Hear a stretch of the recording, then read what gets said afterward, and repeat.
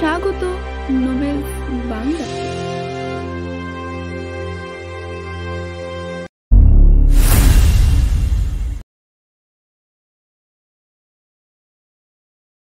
সেদিন রাত্রে গোপীর পায়ের যন্ত্রণা খুব বাড়িয়া গেল। তাহাকে নতুন ঘরে আনা হইয়াছিল। সারা রাত্রে ছটপট করিয়া গঙ্গাইয়া কাটাইয়া দিল। মালা জাগিয়া বসিয়া রহিল তাহার শিয়রে।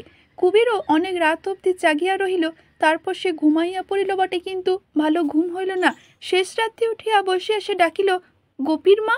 জবাব দিল গোপীলা, কপির মা ঘুমাইয়া গিয়াছে। কুবের উঠিয়া আসিয়া বলিল, যা তুই ঘুমাগা কপিলা, আমি বইয়া থাকি। কপিলা চাপা গলায় বলিল, আহা পুরুষ, রাতভররা ঘুমাইয়া বিয়নে কয় যা ঘুমাগা কপিলা, কাউরাই ডাকে শুনছ মাঝি? তাই তো বটে, ফর্সা হইয়া আসিয়াছে যে। ঝাপ খুলিয়া কুবের বাহিরে গেল। গণেশের বাড়ি গিয়া ডাকাডাকি করিয়া তুলিল গণেশকে।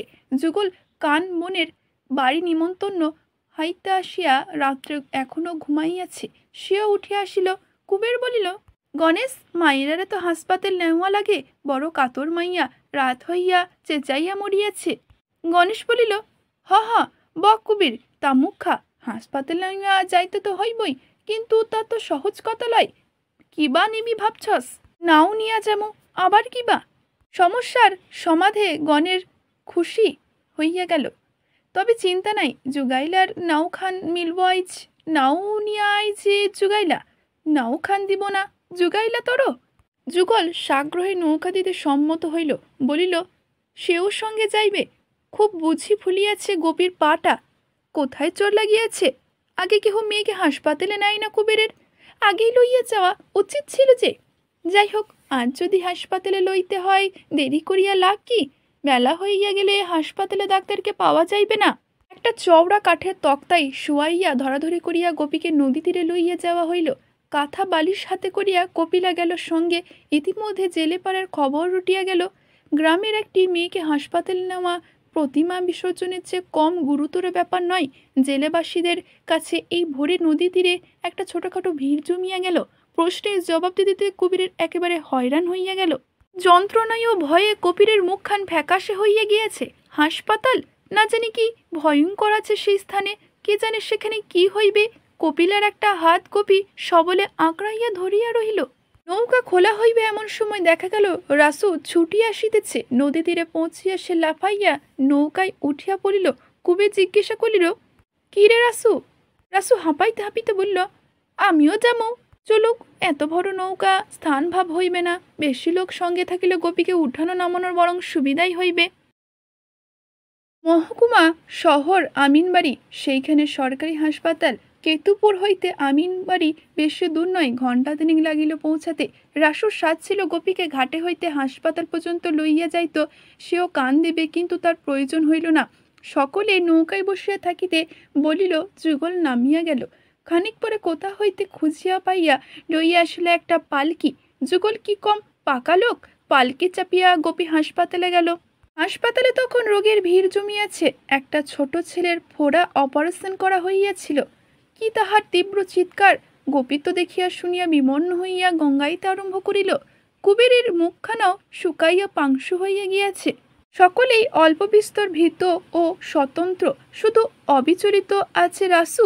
ময়নাদ্বীপ হইতে পলাইয়া আসিয়া নোয়াখালীর হাসপাতালে সে 15টা দিন কাটাইয়া দিয়াছিল। সকলে অভয় দিয়া বলিতে লাগিল, ভয় নাই, ভয় নাই, সব ঠিক হইয়া যাইব। সেই গিয়া ডাক্তারকে গোপীর অবস্থা বলিয়া নামধাম লিখাইয়া আসিল। কি গর্ব রাসুর! দেখুক কুবের কেমন চটপটে পাকা লোক, সে রাখিয়া রাখুক। বেলা প্রায় 11টার সময় অবসর করিয়া ডাক্তারবাবু গোপীর পা পরীক্ষা করিলেন। পরীক্ষা করিয়া রাগের সীমা রহিল না ডাক্তারের। রাসুর কিনা বুক ঠকিয়া কথা বলিতেছিল, তাহাকে গোপীর অভিভাবক ঠাউরাইয়া ধমক দিয়া ডাক্তার আর কিছু রাখিলেন না। এতকাল কি করিতেছিলে তাহারা? বসিয়া বসিয়া ঘাস কাটিতেছিল? আগে আনিতে পারে নাই গোপীকে? পা যদি এবার কাটিয়া বাদ দিতে হয়? অপারেশন টেবিলে শুইয়া গোপী কপিলার হাত শক্ত করিয়া ধরিয়াছিল। গঙ্গাইতে গঙ্গাইতে সে কাঁদিতে কাঁদিতে কপিলাও মৃদু সুর তোলে কান্নার। তারপর ডাক্তারের ধমকে আচমকা স্তব্ধ হইয়া যায়। পরীক্ষা শেষ করিয়া ডাক্তার বড় ভয়ানক কথা বলিলেন, এখানে রাখিয়া যাইতে হইবে গোপীকে। তবে এ কথাও তিনি বলিলেন যে রাখা না রাখা গোপীর বাপের খুশি, জোর জবরদস্তি নাই। হাসপাতালের বারান্দায় পরামর্শ সভা বসিল। ডাক্তারের ধমকে রাসু বড় দমিয়া গিয়াছিল। সে আর কথা বলিল না। হয়তো এতক্ষণে গোপীর অবস্থার গুরুত্ব বুঝিয়া মনটাও তাহার খারাপ হইয়া গিয়া থাকিতে পারে। ঘরের মধ্যে হইতে গোপী কাঁদিতে লাগিল। আগো মাসি, আমি থাকুম না, আমারে নিয়া যাও। আর বাহিরে কুবের গণেশের যুগল গম্ভীর মুখে বলা বলি করিতে লাগিল যে এবার কি করা কর্তব্য। গোপীকে মেয়ে ওয়ার্ডে ভর্তি করিয়া দেওয়া হইল। তারপর আর তাহাদের গোপীর কাছে থাকিবার উপায় রহিল না। আবার সেই 4টার সময় আসিয়া মেয়েটার সঙ্গে তাহারা দেখা করিতে পারিবে। গোপীকে কপিলা কিছুতেই ছাড়িতে চাই না। কান্দিয়া কান্দিয়া সে বলিতে লাগিল, আগো মাসি, নিয়া যাও, কই থইলা যাও আমারে। হাঁটিতে হাঁটিতে তাহারা ফিরিয়া গেল নদীর ঘাটে। পথের কিনায় লইল কিছু চিরামুড়ি। এত বেলা অবধি কেহ তাহারা কিছু খাই নাই। নীরবে সকলে জলচোখ শেষ করিল। এবার কি করিবে তাহারা? এবার যুগলের থাকিবার উপায় নাই। নৌকা তাহার ভাড়া হইয়া আছে। সকালবেলায় তাহারা দেবীগঞ্জ যাওয়ার কথা ছিল। কুবের এখন গ্রামে ফিরিবে তো। গ্রামের ঘাটে সকলে নামাইয়া দিয়া যুগল সোজা চলিয়া যাইবে দেবীগঞ্জে। কুবের বলিল, তোমরা যাও, বৈকালে মাইয়াটারে একবার না দেখাইয়া আমি যামু না। রাসু বলিল, আমিও থাকি। কুবের বলিল, না রাসু, যা গিয়া তুই কই থামুন কি বৃত্তান্ত ঠিক নাই, তুই থাইকা করবি কি? গণেশও থাকিতে চাহিল। কুবের তাহাকে বুঝিয়া নিমিত্ত করিল। কপিলা অবশ্যই ফিরিয়া যাইবে, তাই তার থাকা না থাকার কথা উঠিল না। কপিলাও কিছু বলিল না। কপিলাই শেষ পর্যন্ত নৌকায় উঠিল না। সেও বিকাল পর্যন্ত এখানে থাকিবে। কপিকে আর একবার না দেখিয়া গ্রামে সে ফিরিতে পারে না। আহা, মাসি মাসি কলিয়া আমি এটা হয়তো কাঁদিয়াই মরিতেছে। নৌকা চলিয়া গেল। কুবেরের মুখ ফিরিয়া দেখিল নদীর বাতাস কুবেরকে স্পষ্ট করিয়াছে। শাড়িখানি মিশিয়া গিয়াছে অঙ্গে।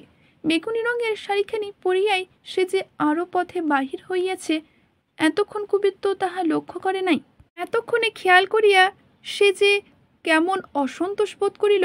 কপিলা লইয়া যখন এখন সে কি করিবে? যাইবে কোথায়? কি মতলব করিয়াছে কপিলা? থাকিবার ওর কি প্রয়োজন ছিল? কি দেখ মাঝি, কি ভাব? কপিলা বলিল, জিগানে কাম করি তোর। কুবের বলিল, গোসা করো কেন? ওই দেখো জাহাজ আহে। সেইখানে নদী তীরে দাঁড়াইয়া তাহারা চাহিয়া দেখে চক্রাকারে জাহাজ আসিয়া ভিড়ে জটিত। কি ভিড় হইয়াছে আজ জাহাজটা। আজ পূজা শেষ। আজও দেশ দেশান্তরে মানুষ গৃহে ফিরিতেছে।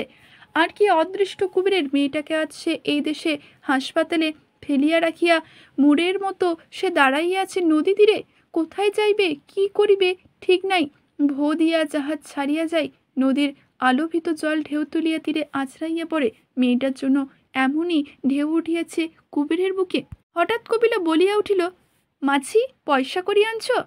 হ। কত? তা দিয়া কি কাম তোর? আমি কিছু আনছি, লাইকলে নিও। কপিলা আঁচলে গেরো বাঁধা পয়সা দেখাইল। কুবের হা না কিছুই বুঝিল না। যেটি নির্জন হইয়া দেখিয়া খানিক পরে যেটিতে গিয়া ছায়ার তাহাই বসিয়া রহিল। কেমনে ফিরে বা মাছি? খানিক পরে কপিলা জিজ্ঞাসা করিল। কেডা জানে, যেমন কাণ্ড তোর কপিলা, তোরি নিয়া কি যেন করুম। আমার লইগা ভাইব না মাঝি। এতক্ষণে কি মনে করিয়া কুবের হাসিল। বড় পলাপান তুই কপিলা, স্বামী শুই না কি কইব তোর ভাবছস নি? শুধু কপিলা কপির জন্যই কি রহিয়া গেল? কপিকে সে এত ভালোবাসে, কে জানে কপিলার মন বুঝিবার ক্ষমতা ভগবান কুবেরকে দেয় নাই। বেলা পড়িয়া আসিলে দুজনে হাসপাতালে গেল। কুবেরের এবার প্রথম মনে হইল থাকিয়া বুঝি ভালো করিয়াছে কপিলা। এমন করিয়া নতুবা গোপীকে সে নিজে তো সান্ত্বনা দিতে পারিত না কপিলার মতো। তাছাড়া যে কাণ্ড আজ ডাক্তার করিলেন গোপীকে লইয়া, কপিলা না থাকিলে বুক ধরিয়া সে সময় কে থাকিত গোপীর কাছে।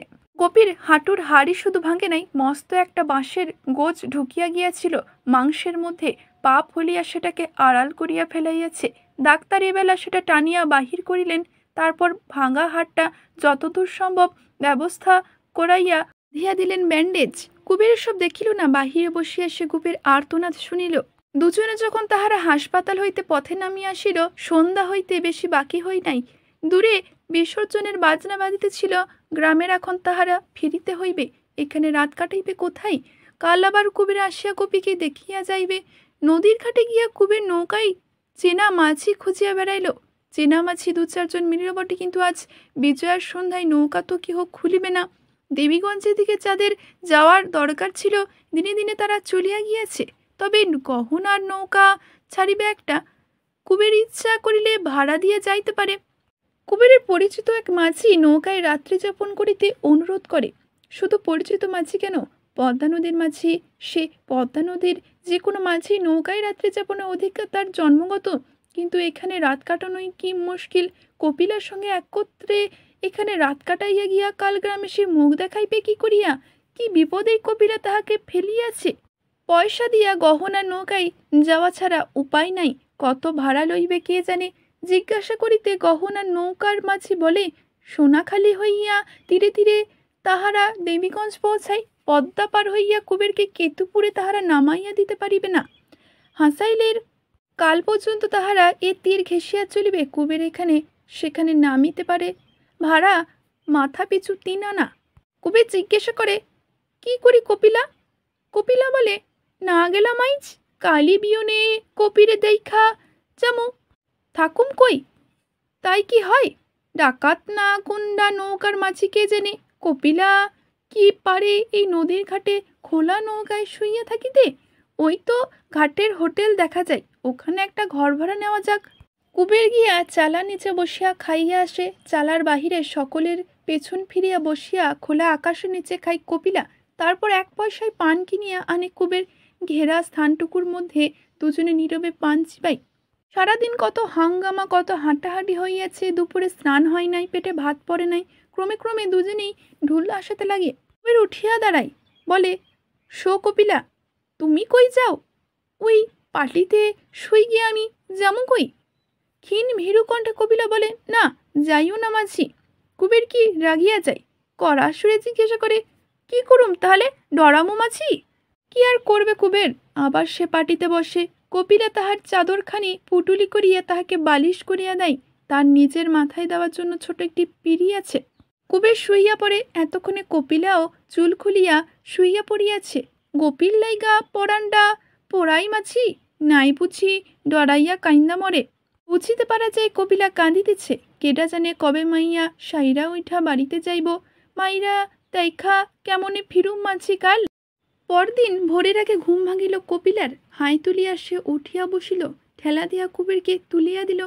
বেড়ার বাহিরে পাটিতে এখন রাত্রির অতিথিরা নাক ডাকাইতেছে। শুধু বাহিরের কাছে কেরোসিন কাঠের বাক্সে বসিয়া তামাক টানিতেছে হোটেলের মালিক। রান্নাঘরের দাসী উনানের ছাই তুলিতেছে। কপিলাকে দেখিয়া ঘুমন্ত কুকুরটা উঠিয়া দাঁড়াইয়া লেজ নাড়িতে লাগিল। মৃদু মধুর শীত পড়িয়াছে। কুবেরের চাদরখানা পরিয়া কপিলা প্রথমে নদীতে ডুব দিয়ে আসিল, তারপর স্নান করিতে গেল কুবের। কুবের ফিরিয়া আসা পর্যন্ত কপিলা ঘেরা স্থানটুকুর মধ্যে লুকাইয়া রহিল। পুরুষের দৃষ্টিপাত আজ বড় লজ্জা করিতেছে কপিলার। দিনের আলোয় আজ তার মনে হইতেছে জগৎ সত্য সকলেই বুঝি জানে। যার পাশে শুইয়া সে রাত কাটাইছে, স্বামী সে তাহার নয়। মুড়ি আর বাতাসা কিনিয়া কুবের ফিরিয়া আসিল। দুমুঠো খাইয়া কপিলা বলিল, আর সে খাইবে না? না খাক, কুবেরের পেটে জায়গা আছে ঢের। ধীরে ধীরে মুড়ি আর বাতাসা শেষ করিয়া বলিল, ল যাই হাসপাতালে। তখন সবে রোদ উঠিয়াছে। এত সকালে গোপীর সঙ্গে তাহারা দেখা করিতে পারিল না। 9টা পর্যন্ত হাসপাতালের সামনে বসিয়া থাকিল। তারপর ঘণ্টাখানেক গোপীর কাছে থাকিয়া গোপীকে অনেক আশ্বাস ও সান্ত্বনা দিয়া ঘাটে ফিরিয়া আসিল। জহরের শালা নুরুলের নৌকা কাঠের বোঝায় নামাইয়া দেবীগঞ্জ ফিরিয়া যাইতেছিল। সেই নৌকায় তাহাকে উঠাইয়া বসিল। গ্রামের ঘাটে নামিয়া কুবের বলিল, বাড়ি যা কপিলা, আমি গণেশের লগে দেখা কইরা যাই। বাড়িতে যদি ঝাড়পাট ক্রন্দন ঘনাইয়ান থাকে, তবে প্রথম ধাক্কাটা কপিলার উপর দিয়াই যাক। কপিলা কিন্তু একাবারই যাইতে রাজি হইল না। রুখিয়া বলিল, আরে পুরুষ। তখন আর কথাটি না বলিয়া কুবের হনহন করিয়া বাড়ির দিকে চলিতে আরম্ভ করিল। কপিলা পিছাইয়া পড়িল। পথে যার সঙ্গে দেখা হইল সে সাগ্রহে গোপীর সংবাদ জিজ্ঞাসা করিল। চাপা হাসি ঢাকা পরিহাস, রূঢ় ইঙ্গিত কিছুই কারোর কাছে জটিল না কুবেরের। এত কি সুনাম সে রাখিয়াছিল গ্রামে যে কপিলার সঙ্গে এটা পুরা রাত্রি অজানা স্থানে অতিবাহিত করিয়া আসিয়াইল। সুনাম নিকটল অক্ষত দেখিতে পাইয়াছে। ব্যাপার কি? চলিতে চলিতে হঠাৎ কুবেরের মনে পড়ে দুজন তো নয়, গোপীকে ধরিলে তারা যে 3জন। গ্রামের লোকে তাকে আর কপিলাকে হোটেলের চাঁচের বেড়ার নির্যাতনের পৃথকভাবে কল্পনা করে নাই। তাদের সঙ্গে গোপীকেও একত্র চিন্তা করিয়াছে। কারো মনে তাই সন্দেহ জাগিবার অবকাশ থাকে না। কপিলার কাছে আসিয়া কুবের বলিল, দেখ কপিলা, জিগাইলে কস রাইতে হাসপাতালে ছিলাম গোপীর কাছে। কপিলা মাথা নাড়িয়া বলিল, দূর হা, মিথ্যা কথা আমি কই না মাঝি। বারণ না মানিয়া কাল ও আমিন বাড়িতে থাকিয়া গেল, আজ বারণ না মানিয়া সত্য কথা বলিতে চাই। বলুক, পুরুষ মানুষ কুবের, কি ভয় তাহার? কপিলার সত্যবাদিকের ফলে যদি কেহ ভোগিবে কপিলাই। বাড়ি গিয়া কুবের দেখিল মালার কাছে কপিলা সবিস্তারে আমিন বাড়ির কাহিনী বলিতেছে। কালে চটাইয়া ওপর সে বসিয়া পড়িল। মালাকে সবই বলিবে নাকি কপিলা? হোটেলে রাত্রিতে থাকিবার কথাও সে বলিবে। কপিলা বলিয়া যাই, সন্ধ্যাবেলায় কি বিপদই তাহারা পড়িয়াছিল, হাসপাতালে থাকিতে দিল না, ফিরিবার নৌকা পাওয়া গেল না, কোথায় যাই। শেষে এক মুক্তর বাবুর দয়া করিয়া তাহাকে আশ্রয় দিলেন। কি নাম যেন মাঝি, মুক্তার বাবুর। মুখ ফিরিয়া জিজ্ঞাসা করিল কুবেরকে। কুবের থতমত খাইয়া বলিল, কেডা জানে? জিগাও নাই। কুবের মাথা নাড়িল। দুদিনের মধ্যে আর গোপীকে দেখতে যাওয়া হইল না। জীবিকা অর্জন করিতে কুবের ব্যস্ত হইয়া রহিল। পরের দিন সকালে মালা ভয়ানক গোলমাল আরম্ভ করিয়া দিল। আইগো কুবেরের পাষাণ প্রাণ, মেয়েটাকে সে যে কোথায় রাখিয়া আসিল, আর কি তাহার খবর লইতে হইবে না? জন্মের মতো রাখিয়া দিয়ে আসিয়াছে নাকি মেয়েটাকে, এমন যে নিশ্চিন্ত হইয়া যাবে কুবের। সারা রাত মাছ ধরিয়া কুবের বাড়ি ফিরিয়া আসিয়াছে। ভাত খাইয়ে দুপুরবেলা আমিন বাড়ি রওনা হওয়ায় প্রতিশ্রুতি দিয়া সে মালাকে শান্ত করিল। তারপর ঘুমাইতে গেল পিসির ঘরে। ঘুমাইয়া উঠিয়া স্নান করিয়া আসা অবধি সে আর চোখে চাহিতে লাগিল কপিলার দিকে। কে জানে কপিলা আজ সঙ্গে চাইতে চাইবে কিনা। কপিলা কিছু বলে না, একবার সামনে আসে, একবার অন্তর্হিত হয়।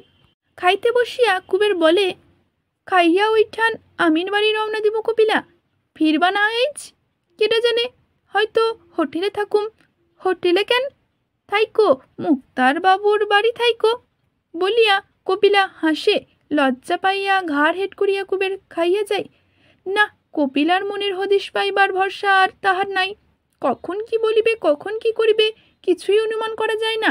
রওনা হওয়ার সময় কুবেরকে 4 আনা পয়সা দিয়া কপিলা বলিল, কপিরে ফল কিনা দিবা মাঝি। তারপর মালাকে বলিল, মাঝির লগে যামু নাকি দিদি?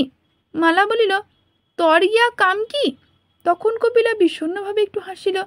কুবেরের যদি চাহিয়া জিজ্ঞাসা করিল, মাঝি কি কও? কুবের মাথা নাড়িয়া তাড়াতাড়ি বাহির হইয়া গেল। আমিন বাড়ি সে পৌঁছিল অপরাহ্নে। কপিলার পয়সা দিয়া স্টিমার ঘাট হইতে কমলা লেবু কিনিয়া গোপীকে দেখিতে গেল। নদী তীরে ফিরিয়া আসিয়া সন্ধ্যাবেলা। আজ বাড়ি ফিরিবার নৌকার অভাব নাই, তবু কুবেরের কেন যেন ফিরিতে ইচ্ছা হইতেছিল না। অনেক রাত্রি অবধি নদী তীরে বসিয়া থাকিয়া সে হোটেলে ভাত খাইতে গেল। খাইতে খাইতে সে শুনিতে পাইল বাজারে আজ ভাসান যাত্রা হইতেছে। আজ কুবেরের কাছে না থাকিলে কেহ ভয় পাইবে না। খাইয়া উঠিয়া সে বাজারের দিকে পা বাড়াইল।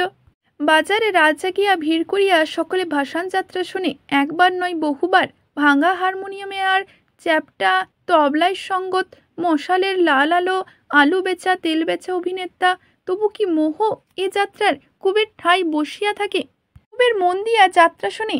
রাত্রি শেষ করিয়া যাত্রা শেষ হইলে পেঁয়াজের যে খালি বস্তাটার ওপর সে এতক্ষণ বসিয়াছিল, তার উপরেই কাত হইয়া ঘুমিয়া পড়ে। সকাল হইতে না হইতেই তাহাকে ঠেলিয়া তুলিয়া দেওয়া হয়। সেখানে এবার দোকান বসিবে। অনেক বেলায় সে গ্রামে ফেরে, দেখিতে পাই বাড়িতে অতিথি আসিয়াছে। কপিলার স্বামী শ্যামদাস। লম্বা চওড়া প্রচণ্ড জোয়ান মানুষ, ঘাড় ছোঁয়া বাবরি চুল মাথায়, বোচা নাকটা নিচে একজোড়া উদ্ধত গোপ। খুঁটিতে হেলান দিয়া বসিবার ভঙ্গি দেখিলে মনে হয় বিশ্বজগতে কারো সে তোয়াক্কা রাখে না। কুবেরের মুখখানা ম্লান হইয়া যায়। কে জানে কেন আসিয়াছে শ্যামদাস। শ্যামদাসের আসিবার উদ্দেশ্য জানিতে বেশি দেরি হইল না। এ পক্ষের বউটা তাহার মরিয়া গিয়াছে। কপিলাকে সে নিয়ে যাইবে। কখন যাইবে? বেলা পড়িয়া আসিলে এক সময় রওনা হইয়া যাইবে। সেজন্য কি কুবেরের যদি খাতির করিয়া একটা দিন থাকিয়া যাইতে বলে, তাতেও শ্যামদাসের কোনো আপত্তি নাই। বসিয়া বসিয়া তাহারা কথাবার্তা বলে। কপিলা এক সময় আসিয়া ফিসফিস করিয়া স্বামীর কানে কিসব গোপন কথা বলে, তারপর হাসিয়া চলিয়া যায়। পিসির ঘরে ঢুকিবার আগে মুখ ফিরাইয়া চোখের একটা দুর্বোধ্য ইঙ্গিত করে। এত বেলায় কুবের ফিরিয়া আসিয়াছে, কই খাওয়ানোর কথা তো কপিলা তাকে কিছু বলিল না। কুবেরের ক্ষুধা তৃষ্ণার কথা মনে রাখিবার প্রয়োজন কি কপিলার ফুরিয়া গিয়াছে? গোপীর কথা তো সে কিছু জিজ্ঞাসা করিল না। গায়ের চামড়া আজ বড় খসখস করিতেছিল, অনেকদিন তেল মাখা হয় নাই। শ্যামদাস আসিয়াছে বলিয়াই কপিলা বোধহয় আজ চুলে আবার জবজবে করিয়া নারিকেল তেল দিতেছে। কালো একটি বোতলে বিলাসিতার এই উপকরণটি কপিলা সর্বদা মজুদ রাখে। একটা কিছু উপলক্ষ পাইলেই বোতলটা কাত করে মাথায় কপিলা করিল কি, রাঁধিবার তেল রাখা বাঁশের পাত্রটি উবুর করিয়া ধরিল। এক ফোঁটা তেলও কুবেরের হাতে পড়িল না। কপিলা বলিল, আয় গো আয়, তেল তো নাইকো বলিয়া কি হাসি কপিলার। কুবের কথাটি বলিল না। বাঁশের পাত্রটি তার হাত হইতে ছিনাইয়া লইয়া এই দুপুরবেলায় অভুক্ত অবস্থায় গ্রামের ভিতর গিয়া 2 পয়সা তেল কিনিয়া আনিল। কপিলকে দেখিয়া দেওয়ায় বসিয়া সর্বাঙ্গ ঘষিয়া ঘষিয়া বহুক্ষণ ধরিয়া সে তেল মাখিল। নিজের দেহটাকে যেন সে কপিলার চুলের মতোই তেলে জবজবে করিয়া ছাড়িবে। সারাদিন কপিলার সঙ্গে সে কথা বলিল না, কিন্তু সন্ধ্যার পর মাছ ধরিতে যাওয়ার সময় তামাকের গোলাটা সঙ্গে লইতে ভুলিয়া গেল। নৌকা গিয়া একাশে বসিয়া রহিল প্রতীক্ষায়। এক সময় গণেশ ও ধনঞ্জয় আসিয়া তাহার সঙ্গে যোগ দিল। তারপর মৃদু জ্যোৎস্নায় পদ্মার বুকে নৌকা ভাসিয়া গেল, কিন্তু তামাক পৌঁছাইয়া দিতে কেহ আসিল না। পরদিন কপিলাকে সঙ্গে করিয়া শ্যামদাস চলিয়া গেল। এখানেই শেষ করছি আজকের পর্বটি। আজকের পর্বটি যদি ভালো লেগে থাকে অবশ্যই একটি লাইক করবেন, শেয়ার করবেন এবং কেমন লাগলো জানাতে ভুলবেন না। ধন্যবাদ।